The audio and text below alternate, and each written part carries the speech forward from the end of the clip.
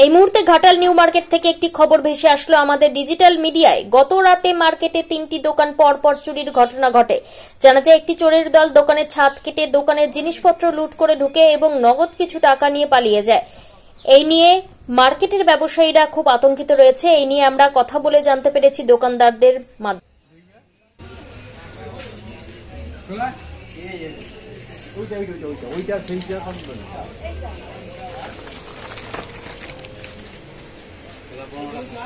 ও আচ্ছা আচ্ছা, এবারে ওপেন দেখা যায়।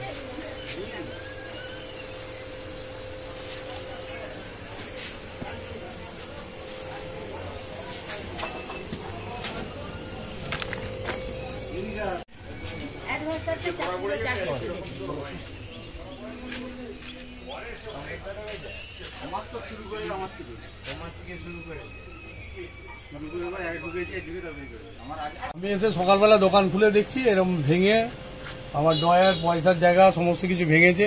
কোনো কিছুতে হাত দেয়নি, পয়সা ছাড়া আর অন্য কিছুই নয়। পয়সা নিয়েছে, বেরিয়ে চলে গেছে শুধু যায়। এসে দেখছি এই অবস্থা, গোটা ছড়াছড়ি হয়ে ভাঙা মুঙ্গে হয়ে পড়ে আছে।